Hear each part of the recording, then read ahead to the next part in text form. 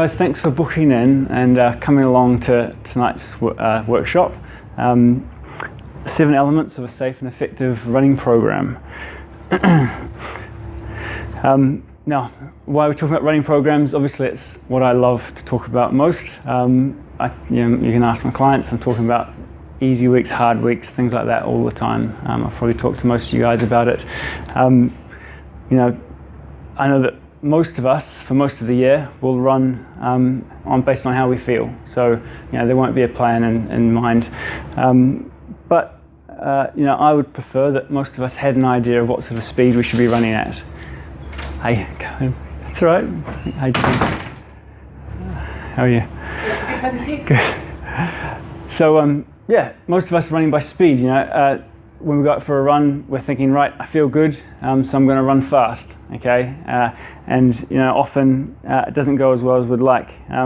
It's very easy to get stuck in ruts, whether that be through injury or through a lack of motivation with running.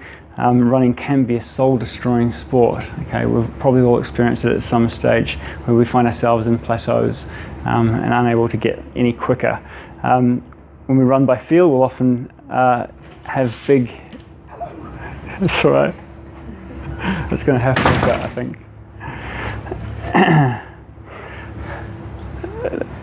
So when we run by feel, we'll often have big positive splits. Okay, so a positive split being when we run the first half a lot faster than the second. This means that the first half we feel great, and will give us a bit of an ego boost while we're in it. Often it lasts 15-20 minutes. We're running too quick, we feel great, but then it starts to hurt. So 80% of the run, whether that just be heading back home because you've gone way too quick, or else you're just struggling to try and keep up that pace that you started with, it's ego busting, right? It hurts and it makes us feel rubbish about ourselves. We learn very little from these runs. Okay, when we run too quick. I've got a graph here. This was a session I took back in 2007. I had to look quite a way to find a graph like this. We've got speed in the blue curve, heart rate in the red. You can see with the speed right from the start, it's up way too quick. They've started up at 17, 16 kilometers an hour, and the heart rate has shot up straight up to 180 beats a minute plus. Okay, it gets to a peak here at just over 190, probably 194, and they've realized that they've just gone too quick. All right, they've then slowed down to around 11, 10 kilometers an hour, and they've really struggled to just try and keep that pace for the rest of the run. If they had started off closer to maybe 12 and a half, I think we'd see a different graph there.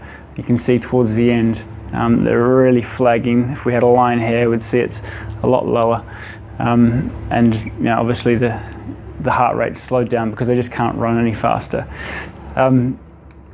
When we run through speeds, we know what speed to stick at. It means that we'll achieve a slight negative split. So the first half is obviously slower than the second, and it's fun. It's a great feeling when we're running at a pace that we know we can achieve. We're running below our capability, so we shouldn't be puffing too much in the first half, and hopefully only 20% of the run is some hard work. Okay, it's some character building. All right, an achievable challenge, and we get to learn. All right, if we actually know what speeds we're going at, we can learn from each run. Wow, as I ask you guys after each run, what speed did you achieve for that run? We want to ideally record that and know for future. Right, I know that I can run for 5k at 10 kilometers an hour. I found it so hard or so easy. If we don't have any idea of how fast we're going, we don't learn anything. We don't know whether we've got quicker or not. So we can also look at programs versus an ad hoc approach. So we've kind of talked about the ad hoc approach. This is the wider sense, so not just within a run, but over months. I don't use a program all year round, okay? And usually I'll use a program if I'm building up to a race, okay, an event that I want to do well in, okay? I'm not advocating that you should all be in a stringent regime all of the time. I know it can put pressure on us, and we've got lots of other things going on in life. With an ad hoc approach, there's zero admin, okay? A lot of us have got too much admin in our lives already.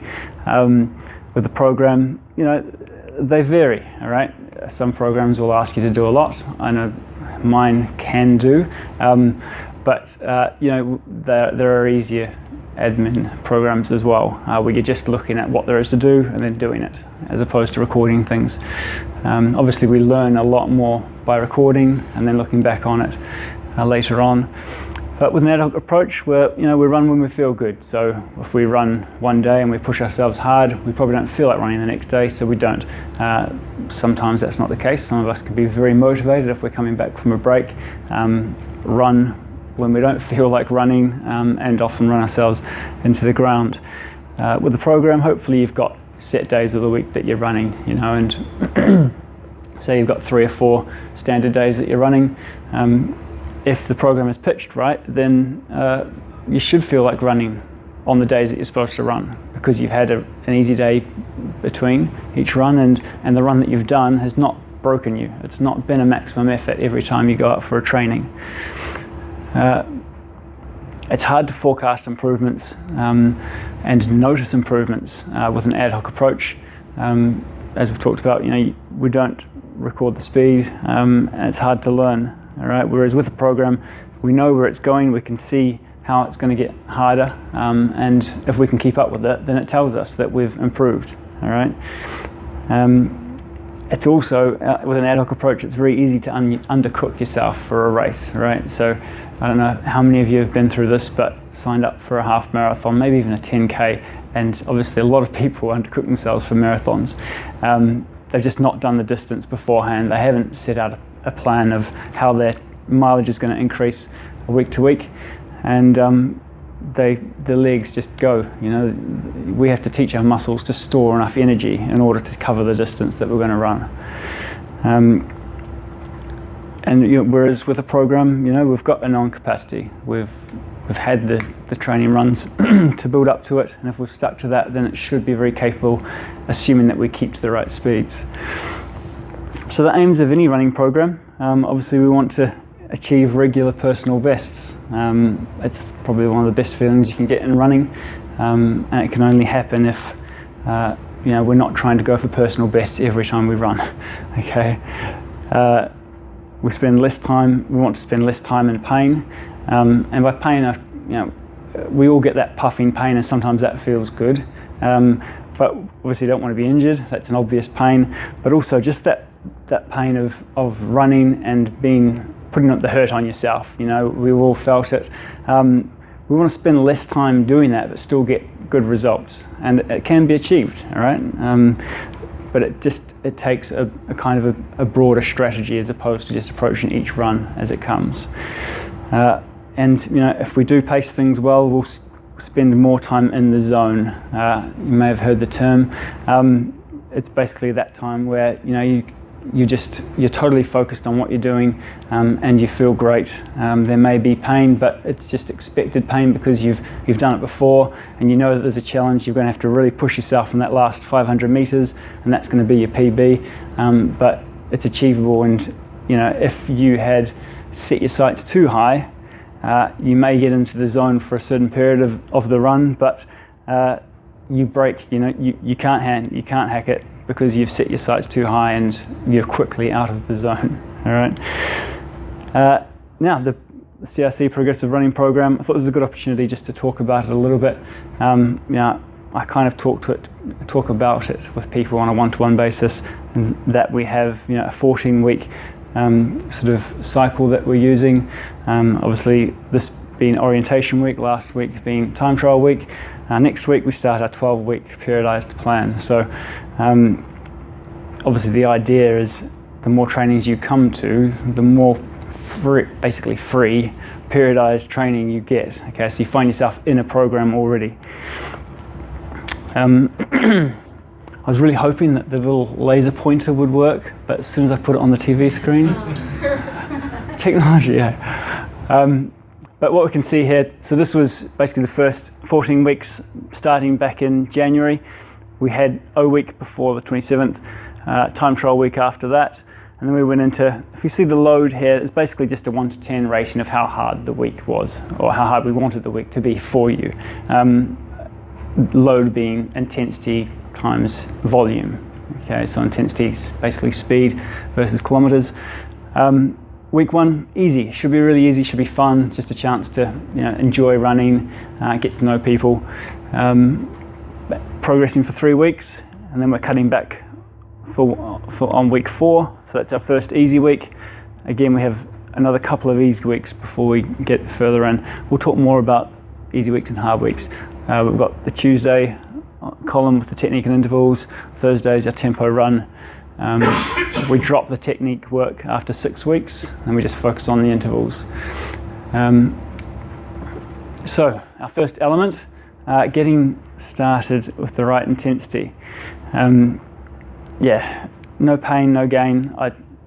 It's a terrible phrase, and it's ruined so many people, especially runners. I think we should be able to achieve no pain and consistent gain. Okay, that's what we all want, right? So the starting intensity, we want it, well, ideally based on a percentage of a time trial result. So we can't just start our program with a time, a run at time trial speed. Obviously, we're not going to be able to keep that up throughout a program, but it is how a lot of people will train. They'll do a race, hit a good time, and then they'll try and hit that same time in the next training run. And of course, the body's fatigued. It doesn't work like that. We need to have room to progress. So we do always start you off lower. I mean, I think my average speed in that time trial was about 14.5, 14. I'm not interested in running that fast in our training runs at all. The distances should be no higher than 2 kilometers more than your previous longest run. So if you're coming in having not run at all for a month, we don't want you jumping straight into 8-10 kilometer runs. If you have been running regularly and you've got your distances up to 10k, then chances are your first long run with one of my programs will be 11 or 12 kilometers. So it'll be slightly more. And we want to keep the intensity, we want to be able to hold good technique and enjoy our runs. Okay, we'll talk more about that later. So most of you have seen the pace chart that we hand out before some club runs. It's basically just for our newbies to decide which group they're going to run with. And it's based on their 5k time. Most people know their 5k time. Too many people work in miles per hour and minutes per mile and kilometers per hour. So just getting an idea of people's 5k time allows us to then allocate a decent group for them to run with. Obviously we want everyone to have a good experience in their first club run. Back to the program, I've pretty much covered this, but as we've seen, the starting intensity and volume is very low. We want it to be easy to begin a program.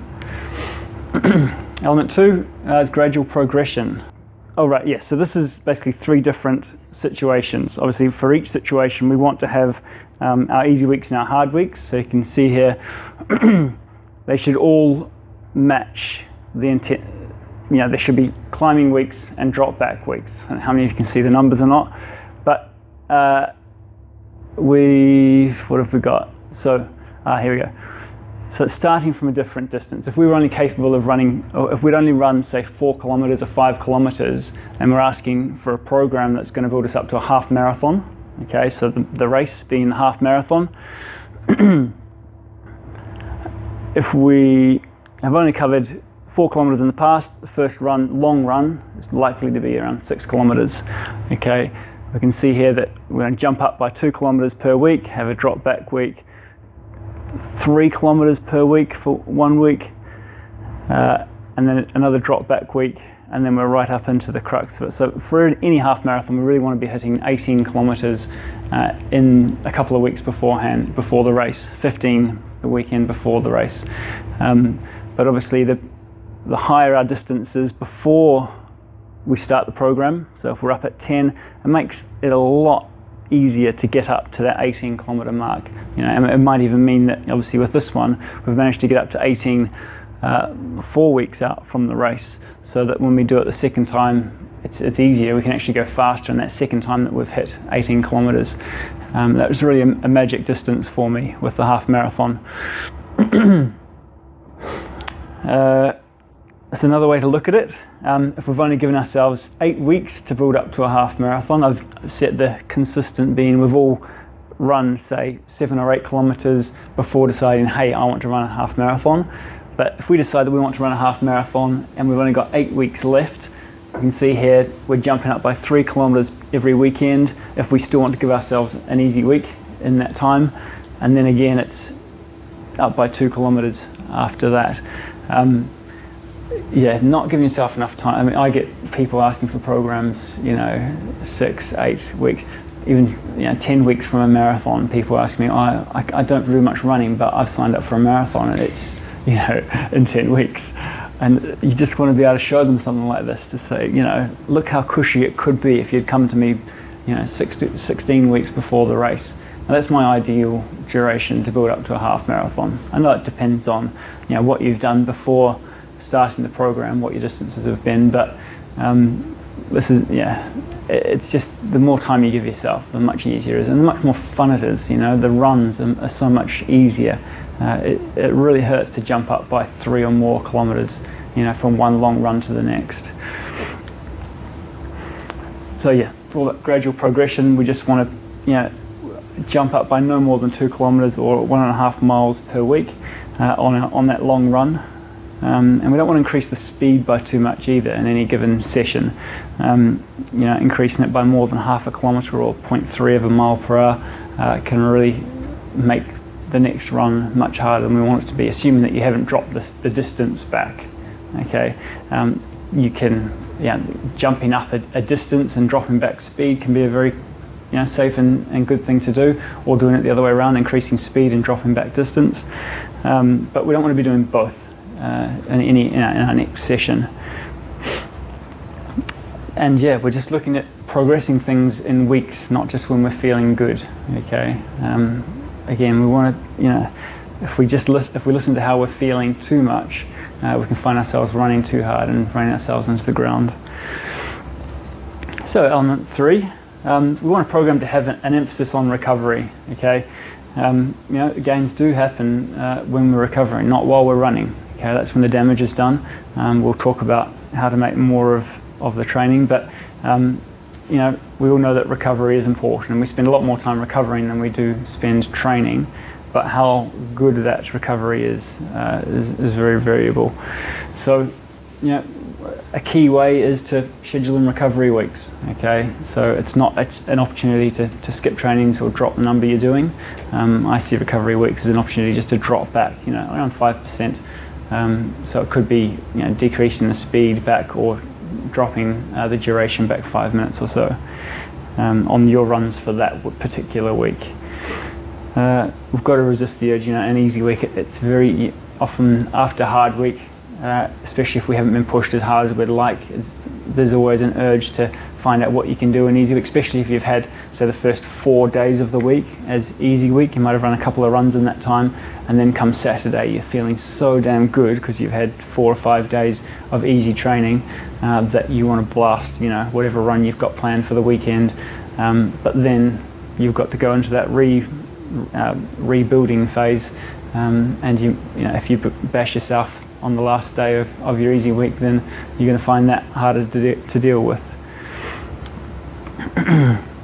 We all know this stuff. We've got to eat well, sleep well, avoid stress, and do our rolling and stretching. Okay, we can have fun about it all day. We haven't talked about food and sleep much with these workshops or at all, but they play a huge role. Okay, and a lot of people are lacking in knowing how to recover, with their food, and not many of us get the 8 hours sleep that we should really be having, especially when we're training hard. All right. So another element, the injury prevention plan. We all know there's loads of programs online that we can get for free. Very few of them will have an injury prevention plan in there. You know, they are literally just waiting to come out anytime, aren't they? We've all got a weakness, which is, you know, it's being irritated through running. When we increase our distances and our speeds, something inevitably comes up. We want to be proactive with preventing these from arising, right? Doing your strength, stability, flexibility, and mobility work can really help to keep them at bay, and yeah, just make sure that your biggest weakness is actually quite strong. All right. Obviously, the weakest link in the chain is what's going to break. So the hard weeks, the fun weeks.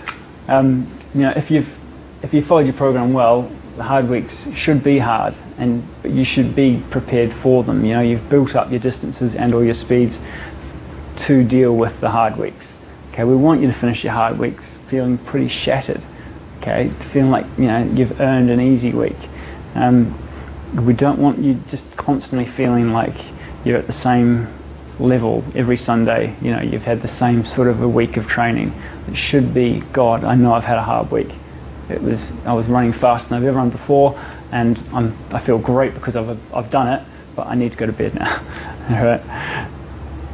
So you know, surviving the hard weeks down to how well you actually performed the previous week. So you usually will have like a moderate week before your hard weeks.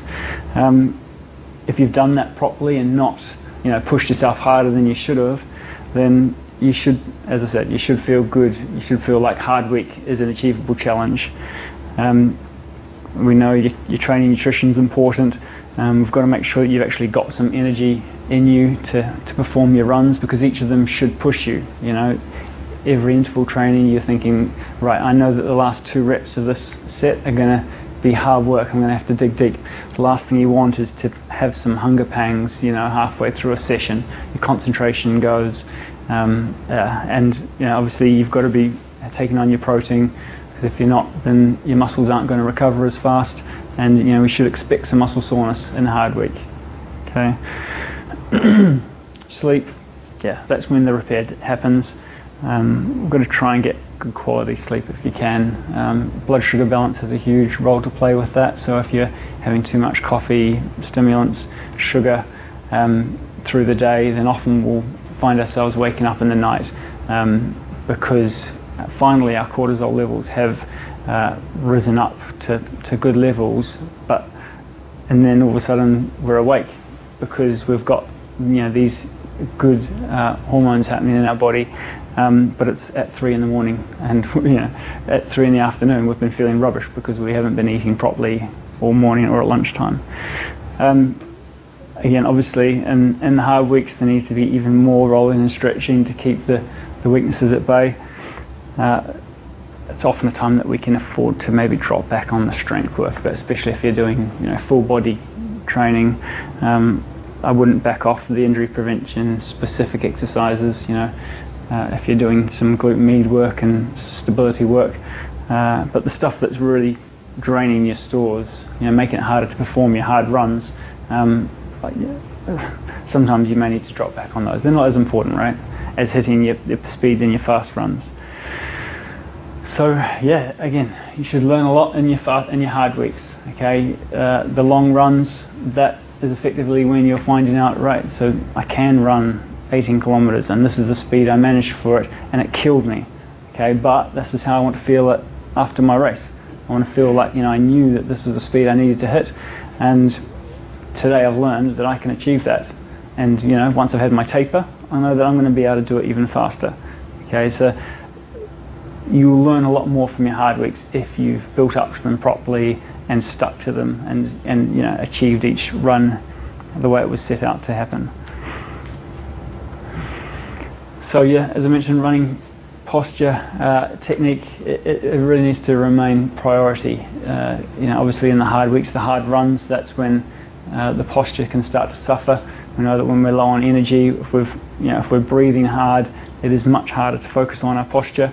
But you know, especially for your long runs, you don't want to find yourself having run too fast in the first half of a run, you know, slumped over, your center of gravity's forward, you've got a lot of weight going through your knees, through your shins, and lo and behold, the next day you've got all sorts of aches and pains because you weren't holding yourself properly. It just comes down to the speeds and the distances being right. So yeah, we want to have unbreakable running posture, okay, right down to that final sprint to the line. It's amazing how good you can feel if you are holding yourself upright. You're able to still focus on your technique even though your lungs are killing you and you're trying to chase someone who you've been running next to the whole race. It's a great feeling to finish with good posture, and you can run a lot faster, if you're holding yourself properly. You can distract yourself with technique. On the long runs, they can get quite mind-numbing if you're not with anyone to chat with. But swimmers, imagine swimming up and down a pool non-stop. What do you think about the classic thought pattern is counting tiles? But we can't do that. We've got the environment to look at. But more importantly, when the going gets tough, we need to be just doing a constant self-analysis. How does it feel? Okay, I know that I'm puffing, and I know that my body is trying to find cheats, trying to take the pressure off, trying to pretend that gravity doesn't exist and that we don't need to hold ourselves tall. But it should be, when the going gets tough, that should be your main focus, is holding your posture, just thinking how each step feels. Oh, that was a bit too far into the middle. No, let's correct it. And just trying to keep your technique consistent. So in terms of working on technique, obviously with our program we're working on it for 6 weeks of every 14. And that's plenty, I think, in order to prepare to get the most out of the second half of our 12-week progressive plan. We want to be able to stop the technique work, have taken the lessons from it and apply them to the harder weeks. Still being able to think about it, but not actually do the running drills and things like that. But yeah, it should be a constant thing. It should be constantly on your mind while you're running. So element 7, consistent learning. As we mentioned, we want to be learning from every run, and it means that we're not going to mess up any more races. Okay, it's easy to mess up a race, isn't it? You get your pacing wrong, like the graph we saw. If we're recording how things went, and it just needs to be even just one number, 1 to 10, how hard was that? 6, 8, 10. We learn how things are progressing. Obviously sometimes we're doing a similar session in a easy week that we may have done a couple of weeks beforehand in a moderate week. We certainly do this with the progressive program. A lot of easy weeks are actually sessions that we've done 2 weeks beforehand. If we've rated the moderate session somewhere ideally around an 8, 8.5 out of 10, in the easy week we're doing the same thing again. Hopefully it's somewhere down to the 6 or 7, okay, because you're fitter. You've done your hard week and now you've recovered and you've got the adaptations that we want.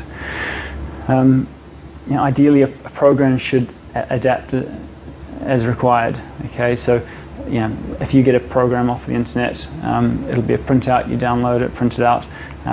It's concrete basically from then. I mean, you can draw on it if you want to, if you need to change something. But if you're finding your runs too hard, the speeds that it's stipulating are too fast, you can't just keep flogging yourself at those speeds. You need to be able to adjust the plan. Okay, and yeah, monitoring speed and distance. I mean, you all know I love my Garmin's. Oh, that's not a Garmin. My Garmin watches. We want to know how every run went, and whether we stuck to what was in the program. This is how we learn. Okay. So, in summary, a good running program should get started at the right intensity, have slow but consistent progress, emphasize recovery, utilize proactive injury prevention techniques, use challenging hard weeks, should prioritize technique, and promote non-stop learning. Okay. Do we have any questions based on that? No? All right. Cool. Well, just so you know, we will have, we'll be offering 16, 14, 12-week and emergency programs for the Cheltenham half. Obviously starting in a few weeks. I think we're about 20 weeks away from the Cheltenham half. I think a lot of us in the club will be doing it. And yeah, it's just a chance to get a bit proactive, start thinking about it. Obviously, if we can get the program set up before it's due to start, so ideally getting a time trial result first, and then we can have it properly laid out and find out, you know, what weaknesses need to be improved before we get to race day.